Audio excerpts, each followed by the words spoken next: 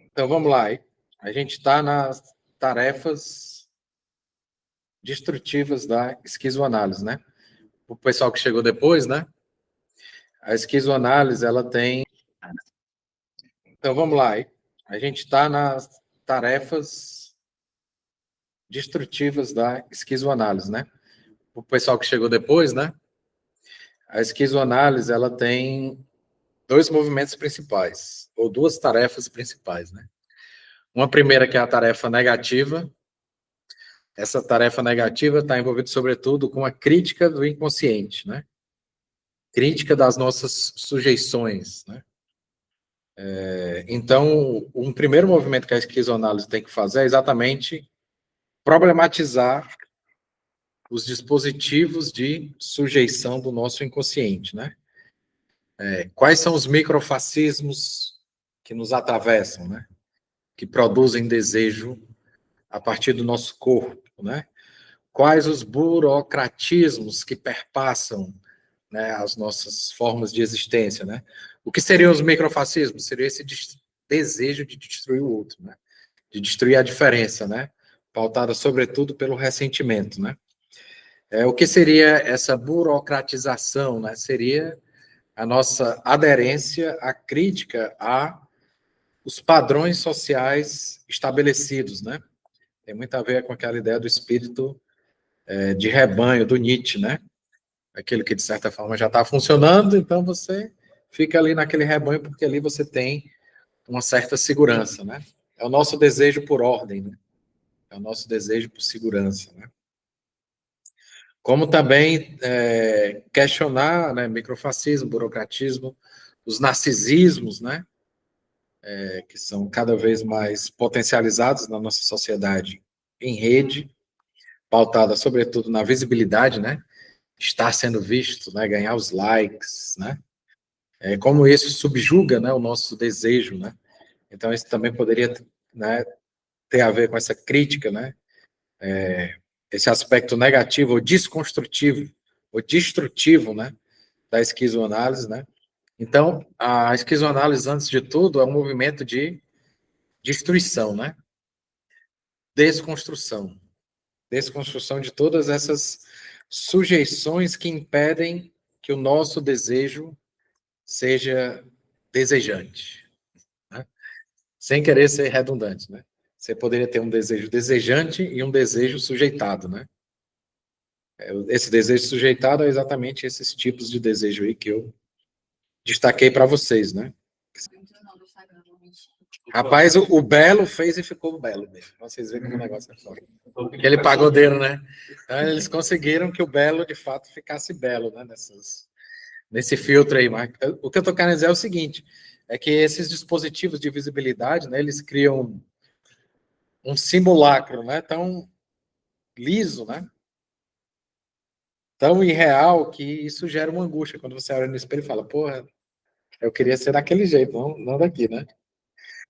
Então, como essas visibilidades, essas possibilidades de adição, né, desse mundo digital, eles vão gerando também, né, essas angústias, né? E isso é produção de existência, né? Isso é produção de modo de subjetivação hiperreal. Um simulacro que funciona para destruir o sujeito, né? Para gerar angústia, né? Sofrimento, tristeza, né? Então, nesse primeiro movimento da esquizoanálise, eu estou contextualizando, né, o pessoal que está chegando agora, que a gente já vinha discutindo antes, né? Nesse primeiro movimento, que é essa crítica, né, essa tarefa destrutiva da esquizoanálise, o propósito é exatamente esse, né? Fazer um certo diagnóstico das nossas doenças sociais, né? Psicossociais. Tá, então vamos entrar aí no 3.10, que eu tenho certeza que todos leram.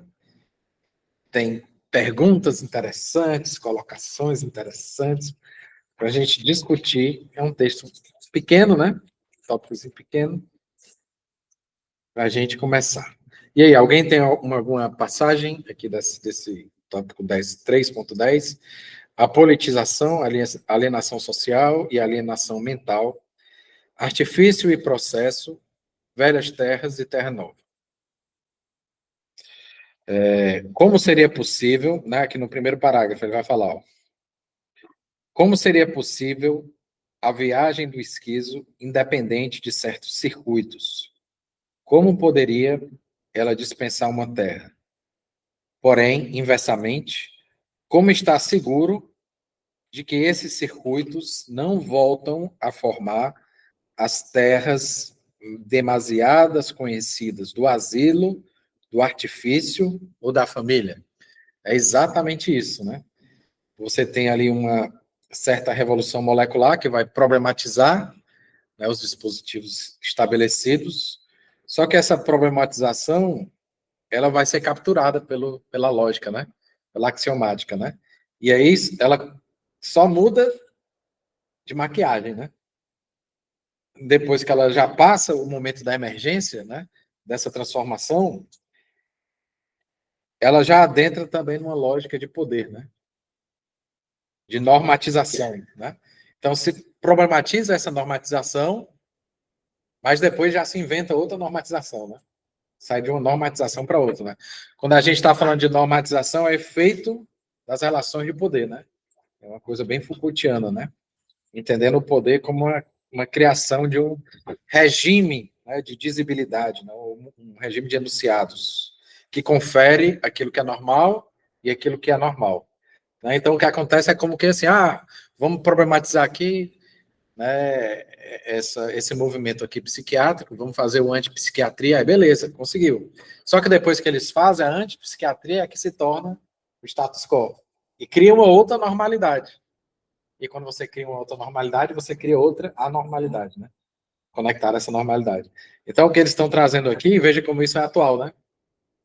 A gente está falando das comunidades terapêuticas, né? É de que o que se denuncia é exatamente essa estriação, né? O estriamento, por assim dizer, né? Do modo de existência que tem que ser constantemente singularizado, né? Esse movimento é muito importante, né? Na esquizoanálise, né? É o processo sistemático de problematização e de forja de novas conexões para a gente não cair nas estrias, né? O que é que acontece quando surgem essas estrias? Você pega um modelo singular de um determinado contexto emergente e passa a aplicar em outros contextos, né? Ele ganha poder. E aí serve como modelo para outros. Só que o outro não tem que pegar o seu modelo, o outro que tem que fazer o próprio modelo, né? Então, meio que isso vai se generalizando, ganhando poder, né? Potencializar esse ciclo de desejo, né? O que é o ciclo de desejo? Ciclo de produzir novas conexões, né? Valeu. Produzir esse ciclo de novas conexões para você não cair, né, nesses dispositivos de poder, né? Porque aí, a partir do momento que você ganha poder, você ganha reconhecimento, né? Essa parte aqui é muito legal, que ele fala na outra página. Que ele fala dos antigos esquizofrênicos que agora forjam uma nova, e são agora os patronos, né? Deixa eu ver aqui a parte certa que eu acho legal. A parte que ele fala aqui. Tem a maior parte das tentativas modernas. Ele vai fazer a crítica aqui da própria antipsiquiatria, né? O mundos, a família. Que a unidade molar formará um circuito suficientemente nômade, né? Então, essa contradição é interessante pensar, né? Um dispositivo que garanta a continuidade, mas uma continuidade com diferença, né? Mas como a estrutura romperá sua relação com a castração neurotizante, pervertizante e psicotizante, né? Que são as três características aí que o Freud fala, né? Neurose, psicose e perversão. Como produzirá algo distinto de um grupo sujeitado? Como dará livre acesso ao processo, se toda a sua organização molar tem a função de ligar o processo molecular, né? E até a antipsiquiatria, particularmente sensível à abertura esquizofrênica e à viagem intensa, se esgota na proposta da imagem de um grupo sujeito que volta a se perverter logo em seguida. Essa parte aqui que eu estava dizendo. Com antigos esquisos encarregados de guiar os mais recentes e encarregados, né? Ou seja, eles tiveram a luta deles lá, beleza, venceram a luta deles. E agora que eles venceram, eles querem estabelecer o modelo para os outros, né? Só que os outros é que tem que inventar o modelo deles. Porque o contexto é diferente, né? É outra singularidade, né? Então é esse movimento de emergência do poder, né? De criar modelos, né? Por isso que a crítica, né, da filosofia da diferença ao modelo, a recognição, ao reconhecimento, né? Acho que não era esse trecho, era um trecho que falava sobre o Arthur. E Do corpo sem órgãos. a gente estava falando de como nasce, né? Que o Foucault tem aquele livro, A História da Loucura, e ele fala de como nasce essas comunidades, né? Que antes, os loucos, esses esquizos, né, eram colocados no leprosário, onde ficava escamoteado, né, ali na Idade Média. Colocavam no leprosário, e aí depois de um tempo, teve um caso do Marquês de Sade, que o psiquiatra dele falou, não, ele não vai para o leprosário, porque ele não é bandido, ele é um louco. E aí se cria esse lugar para ficar os loucos, né, esse asilo.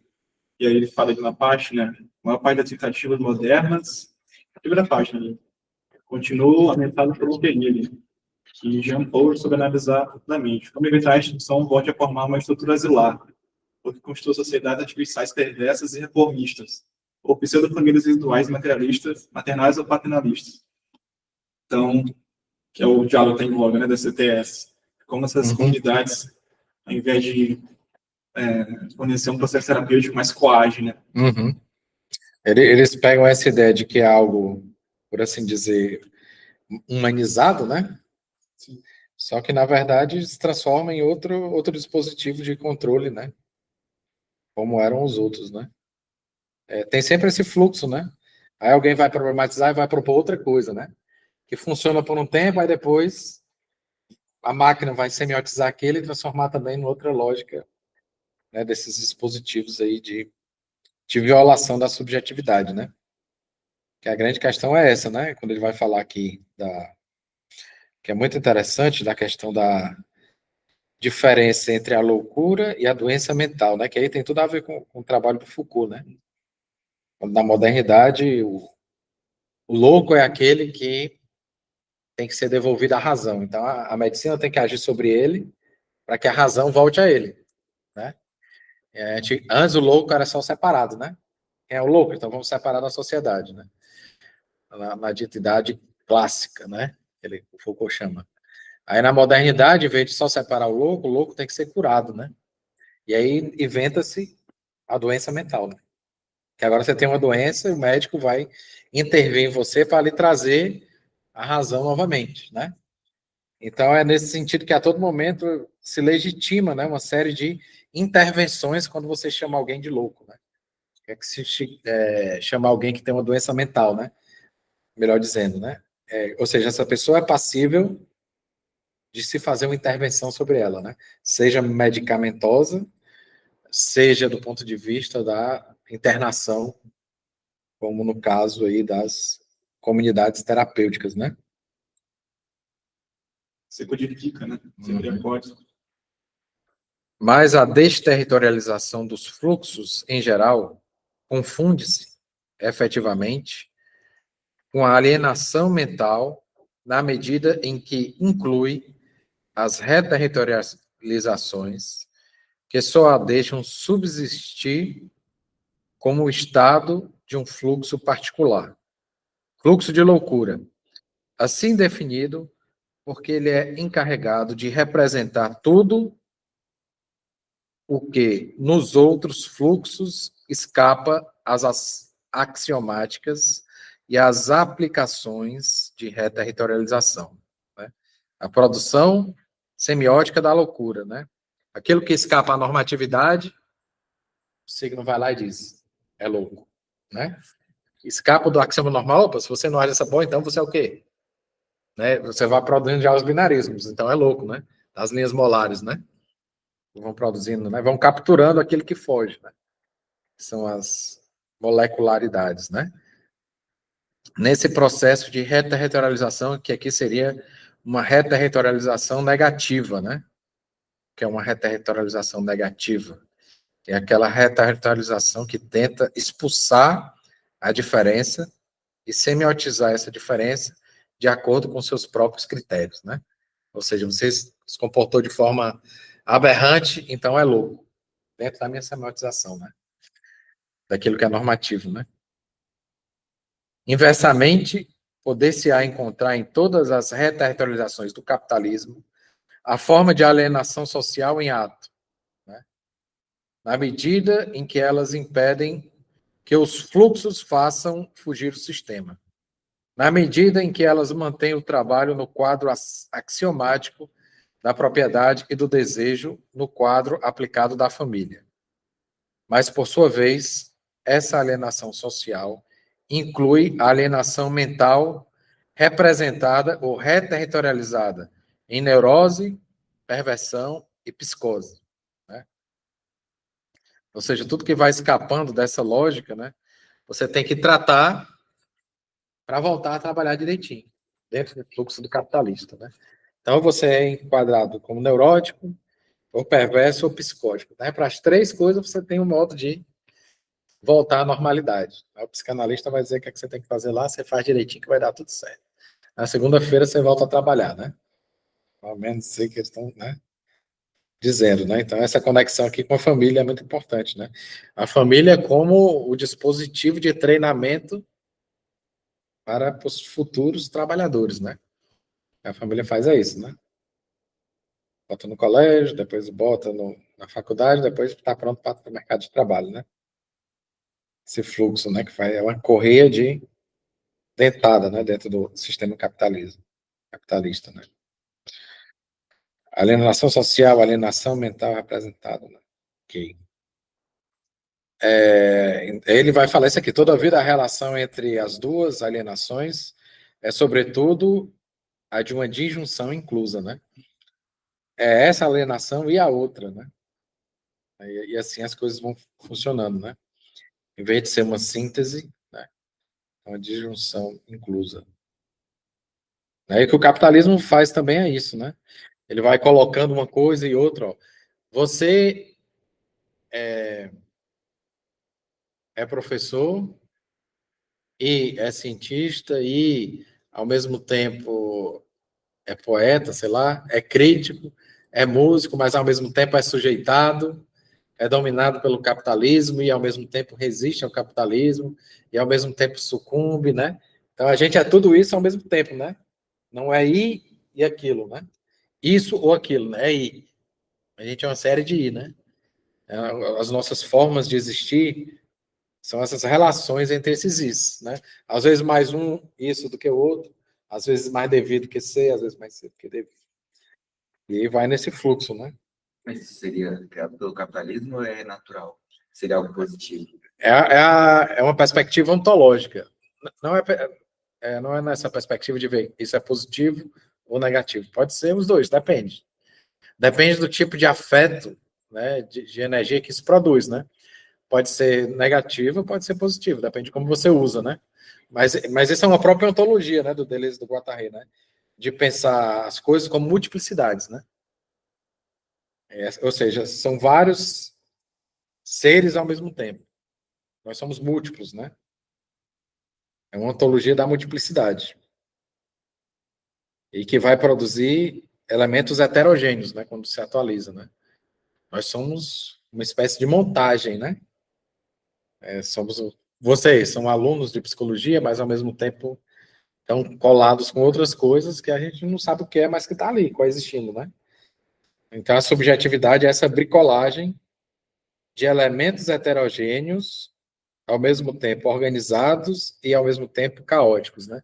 Ao mesmo tempo tem uma coisa que é imprevisível dentro da gente, né? E virtual, que a gente pode ser e que a gente não sabe, né? Mas que algum encontro pode fazer com que a gente se torne uma coisa que a gente não é. E isso pode passar a fazer parte da nossa própria existência, né? A partir de um encontro. Como na poesia, né? Que você estava falando aí do Fernando Pessoa. Ele teve um encontro, né? Com Alberto Caeiro, e esse encontro passou a fazer parte de uma outra existência dele. né? Então a gente vai sendo afetado por as coisas, vai torcendo essas coisas e essas coisas passam a formar os nossos modos de existência, né? São heterogêneos, ordenados e caóticos, e conservadores, e revolucionários, né? E em linhas de fuga, né? É um modo de perceber a subjetividade mais complexo, né? Nesse sentido de interiorizar a imprevisibilidade e a irreversibilidade, né, da vida. Processos irreversíveis também.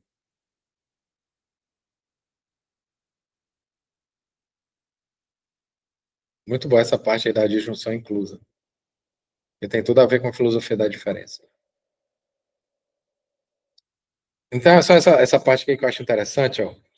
Portanto, uma verdadeira política da psiquiatria, ou da antipsiquiatria, né, consistiria em, olha aí, ó.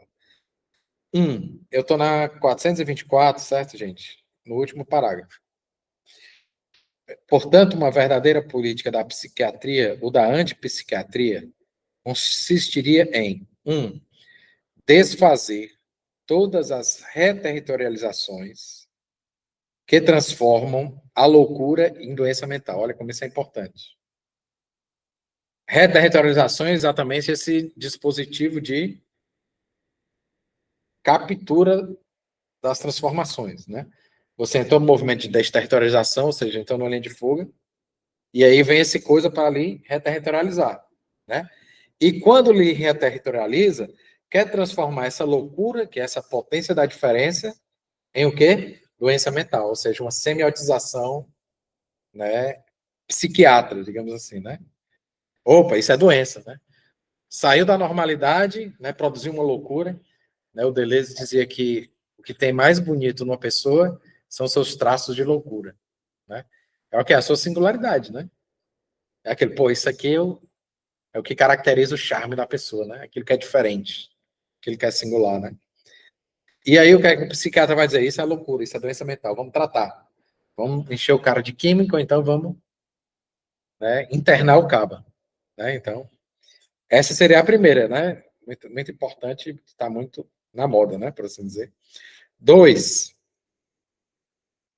libertar em todos os fluxos o movimento esquizoide de sua desterritorialização, de tal maneira que esse caráter já não possa qualificar um resíduo particular como fluxo de loucura e afete também os fluxos de trabalho e de desejo, de produção, de conhecimento e de criação na sua mais profunda tendência, né?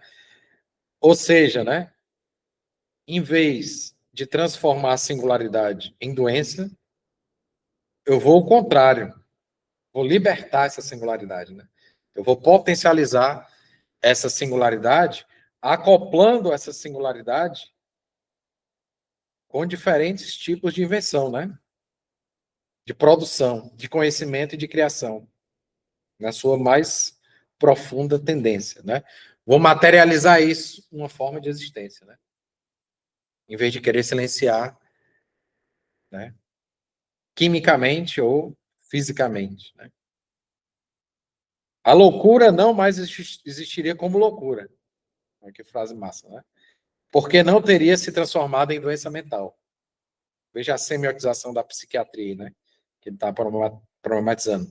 Mas, ao contrário, porque receberia o concurso de todos os outros fluxos, inclusive o da ciência e o da arte. Assinalando-se que ela só é chamada de loucura e aparece como tal porque está privada desse concurso e se acha reduzida a ser a única a dar testemunho da desterritorialização como processo universal. Ou seja, instituir a loucura na ciência e na arte, né? Porque assim não seria mais chamado de loucura, né? É a singularidade, né? É a diferença, é a potência, né?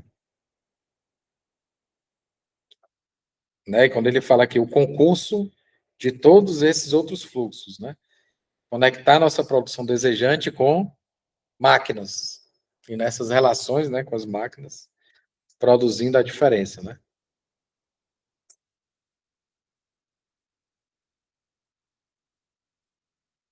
Muito legal, né? Então, essa diferença entre loucura, doença mental e potência, né? E desejo. Esse menino é meio doido, né? Significa que ele acaba diferente, a gente diz que o cabo é meio doido, né? Então vamos usar, né? Os perturbados são os mais legais. Estão pensando diferente, estão pensando fora da norma, né? Para terminar, tá todo mundo com fome, né? O meu cérebro tá falhando um pouco. Dá certo. Eu achei muito legal esse termo que eles usaram aqui, ó.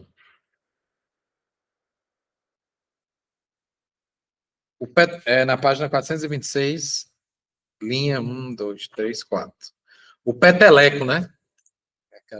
Muito legal. O peteleco da esquizoanálise que relança o movimento, reata com a tendência e impulsiona os simulacros, ao ponto de que deixem de ser imagens artificiais para devir índices de nova Terra. Isso aqui é muito importante, né? Essa ideia de impulsionar esses simulacros e que eles deixem de ser simulacros do complexo de Édipo, né? Simulacros do consumo para ser índices de novas terras, né? O que eles vão fazer uma crítica antes, né, do complexo de Édipo, como esse artifício de ler tudo a partir do esquema, né, papai, mamãe, filhinho, né? Isso é um cara de química, então vamos, né, internar o caba, né? Então, essa seria a primeira, né? Muito, muito importante, está muito na moda, né, por assim dizer. 2, libertar em todos os fluxos o movimento esquizoide de sua desterritorialização, de tal maneira que esse caráter já não possa qualificar um resíduo particular como fluxo de loucura e afete também os fluxos de trabalho e de desejo, de produção, de conhecimento e de criação na sua mais profunda tendência, né? Ou seja, né, em vez de transformar a singularidade em doença, eu vou ao contrário, vou libertar essa singularidade, né? Eu vou potencializar essa singularidade, acoplando essa singularidade com diferentes tipos de invenção, né? De produção, de conhecimento e de criação, na sua mais profunda tendência, né? Vou materializar isso numa forma de existência, né? Em vez de querer silenciar, né? Quimicamente ou fisicamente, né? A loucura não mais existiria como loucura. Que frase massa, né? Porque não teria se transformado em doença mental. Veja a semiotização da psiquiatria, né? Que ele está problematizando. Mas, ao contrário, porque receberia o concurso de todos os outros fluxos, inclusive o da ciência e o da arte, assinalando-se que ela só é chamada de loucura e aparece como tal porque está privada desse concurso e se acha reduzida a ser a única a dar testemunho da desterritorialização como processo universal. Ou seja, instituir a loucura na ciência e na arte, né? Porque assim não seria mais chamado de loucura, né? É a singularidade, né? É a diferença, é a potência, né? E quando ele fala aqui, o concurso de todos esses outros fluxos, né? Conectar nossa produção desejante com máquinas. E nessas relações, né, com as máquinas, produzindo a diferença, né?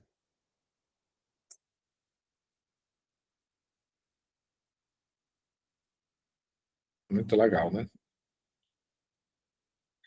Então, essa é a diferença entre loucura, doença mental e potência, né? E desejo.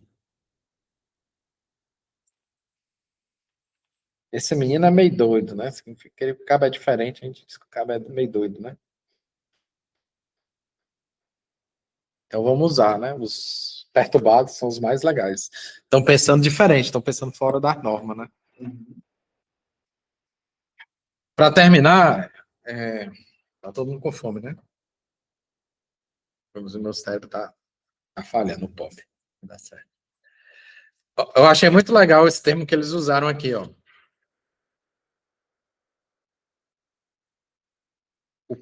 Na página 426, linha 1, 2, 3, 4. O peteleco, né? Muito legal.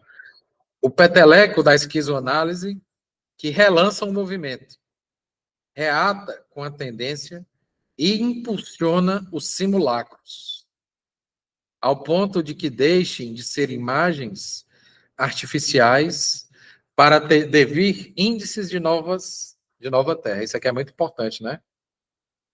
Essa ideia de impulsionar esses simulacros e que eles deixem de ser simulacros do complexo de Édipo, né? Simulacros do consumo para ser índices de novas terras, né?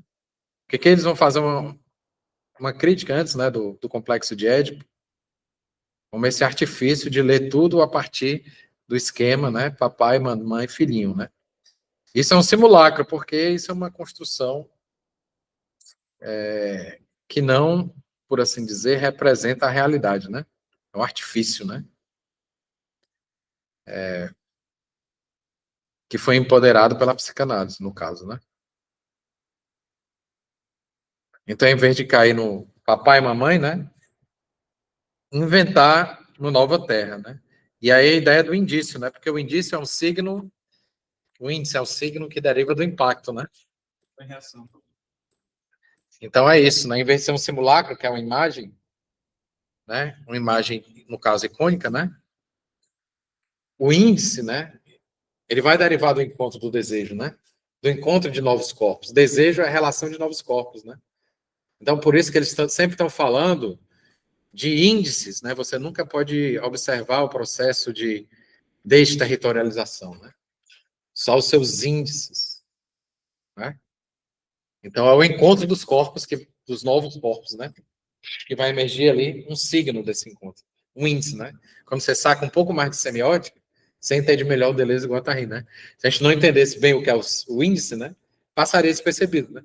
Mas tem muito a ver com isso, porque em vez de ser uma representação que está acima, né? Modelizando todo o processo de subjetivação, né? No caso do Édipo aqui, né? Fazendo toda a leitura, né? Em vez de o Édipo estar aqui em cima, a gente tem índices que estão nos próprios encontros, que derivam dos próprios encontros dos corpos, né? É por isso que é importante a gente unir semiótica e esquizoanálise, gente. O cara vendendo o próprio peixe, né? No Lacan tem a ideia do significante mestre, né, professor? Que é o significante da sentido das cadeias De significado, né? Isso. Aí, acho que é no 4.5 da tarefa de esquizoanálise ele fala da cadeia significante código, né? De que o professor citou que a leitura que o Freud faz no caso do Hans. Pequeno Hans, né? Isso, ele faz do cavalo, né? E aí ele pergunta por que não pode ser o cavalo em si. Pois é. E... Tudo é o pai, né? Esse é o exemplo. Pai, tudo aqui. Tá aqui o complexo de Édipo, o cavalo é o pai, né? Do cavalo, né? E por causa né? Isso. Da questão genital, né? E tal, que ele, né? Que é grande, o do pai dele também é, né? Ele faz a correlação, né? Mas veja, em vez de você ver a relação indicial do menino com o cavalo, né? A relação mesmo do encontro dos corpos, aí você volta para o significante, né? Que é do pai, no caso do pai lá. Que vai se transferindo, né? Essa ideia do significante. O sujeito, por Lacan, é a relação entre um significante e o outro. Ele vai produzindo o que é o sujeito, né? Deslocando de um para o outro, do pai para o cavalo, para o outro amiguinho. Quer dizer, é essas relações aí que produzem um sujeito por Lacan, né? O revezamento do significante né, que está relacionado com o grande outro, né, a atualização desse grande outro, no falo. E aqui são os indícios, né? Porque o indício é o signo de contato, né? De produção desejante.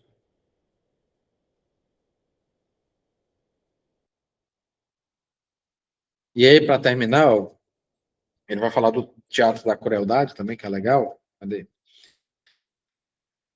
Sua própria desterritorialização.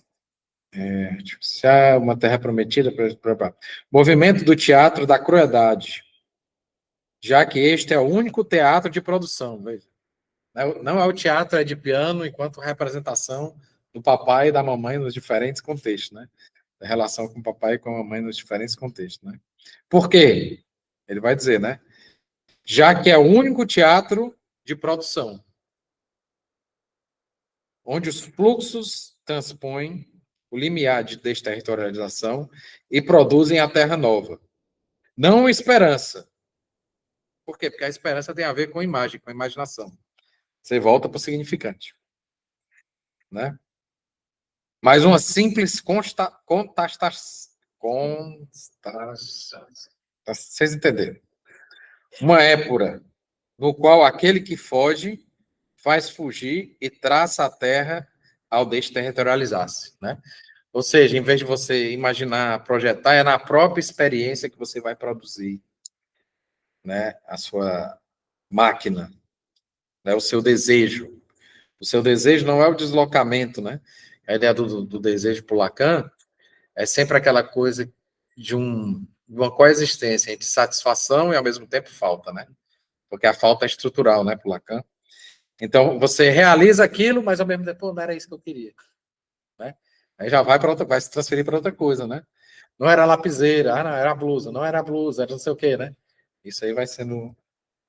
o desejo tem a ver com isso, né? Essa falta, essa saciação com falta ao mesmo tempo, né? E para eles, não. Para eles, o desejo é a produção desses novos encontros, né? Em vez de ser uma satisfação de algo que está ali estruturado já, é a produção de algo. É na relação com outros corpos que você vai produzindo formas singulares de existência que não cabem no significante. Por isso que é assignificante, né? O desejo é assignificante nesse sentido. Ele não quer dizer nada. É a intensidade que deriva do encontro dos corpos. Né? Aquilo que você se diferencia, né? Quando você se diferencia a ser tocado pela diferença, né? Você muda, né? Como você muda, você ainda não está semiotizado, né? É a própria mudança, né? Então, o desejo é essa diferenciação, né? E para você fazer isso, você tem que estar potente, né? Lembra que o João perguntou, né, na aula passada sobre a relação da potência, né? Com a diferença, né? Tem tudo a ver, né? Estar potente. Eles não falam isso explicitamente, mas é uma interpretação que eu gosto, né? De que a potência ela tem a ver com a capacidade de se diferenciar. E a capacidade de se diferenciar tem a ver com a alegria. Quanto mais alegre você está, mais você é capaz de se diferenciar, de experimentar, né? Quanto mais peba você está, triste, menos você está. Então, uma mesma pessoa, em diferentes momentos do dia, ela pode estar super potente e pouquíssimo potente. A gente vai se encontrando com as coisas, vai aumentando e diminuindo a potência, aumentando e diminuindo, né? E aí, para terminar, já falei umas 3 vezes para terminar, né? Para terminar agora mesmo, nesse final aqui, porque é muito legal, porque tem a ver com o que a gente estava falando sobre a subjetivação, né? Produzem uma simples contestação, né, e tal. É nesse ponto de fuga ativa que a máquina revolucionária, a máquina artística, a máquina cientista, a máquina esquizo-analítica devem peças e pedaços umas das outras. Né? É isso, todas essas máquinas, nós somos máquinas, a ciência é máquina, e as máquinas vão capturando peças umas das outras e vão se diferenciando, né? Se produzindo, né? Se diferenciando, se atualizando, né? Então, quando tu falava, isso é bom ou é ruim, né? Isso aí vai depender do tipo de experiência que você vai ter. Você pode cair numa linha de fuga e entrar num processo de autodestruição. Seu corpo não podia aquilo. Né? O Spinoza sempre faz a pergunta, né? O que pode o corpo, né? É interessante a gente sempre se fazer essa pergunta, né? Quando a gente vai se encontrar no mundo, né? Será que eu posso esse encontro? Ou será que eu não posso? Será que eu estou preparado para esse potente, para esse processo de diferenciação? De inventar essa nova forma de existência, né? Será que agora eu estou potente? O que é que eu posso fazer para ficar mais potente ou não? Né? E nós somos isso, né? Somos esses encontros, né? E o modo como a gente se encontra e se monta, né? E se desmonta. E volta a se montar. E se desmonta e monta, né? Quanto mais potente, maior a capacidade de pegar peças de fora, né? Quanto menos potente, menor a nossa capacidade de se transformar. Alguma questão, gente, aí sobre esse final?